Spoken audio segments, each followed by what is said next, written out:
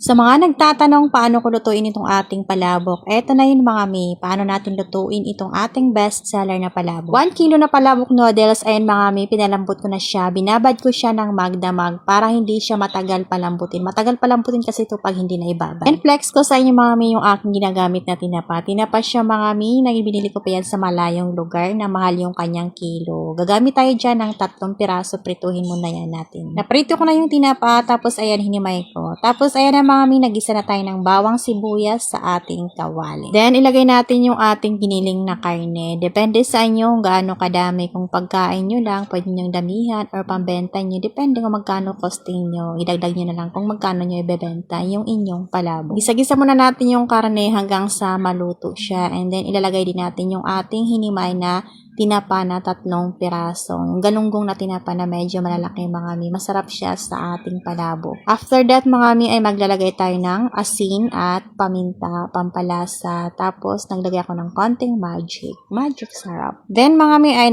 ilalagay na natin yung ating atsuete powder na tinunaw natin sa tubig mga mi. Kasi wala na akong atsuete seeds. Mas maganda na itong atsuete powder. Sa 1 kilo na ating palabok noodles ay naglagay ako dyan ng 2 liters ng tubig para sa ating palabok sauce. Tapos naglagay tayo mga mi ng pork cubes, isa, tapos shrimp cubes, isa din. Tapos ayan mga mi, yung magpapalapot sa ating palabok, yung ating dinurog na chicharon, nasa 2 cup siguro yan mga mi. Depende kung hindi pa siya malapot, pwede nyong dagdagan.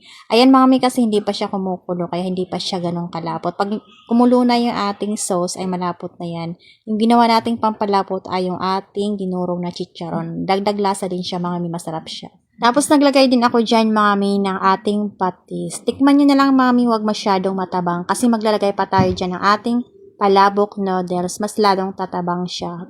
Tansyahin nyo na lang yung kanyang lasa. Huwag naman masyadong maalat. Pag sakto na yung lasa niya mga mi, tsaka sakto na yung lapot niya, pwede na natin ilagay yung ating pinalambot na palabok noodles. Pa-absorb na natin yung sauce doon sa noodles at ganyan na yan mga mi. Okay na yan. Ganun lang kadali magluto ng palabok. Sa toppings naman, nakadepende yan sa inyo kung ano available nyo. Minsan yung aking pansahog na giniling na karne at saka yung tinapa ay nagbabawas ako tapos nilalagay ko sa ibabaw. Minsan naman pag may available ako na hipon, yun yung nilalagay ko. Wala rin akong dahon ng sibuyas kaya toasted garlic yung aking nilalagay.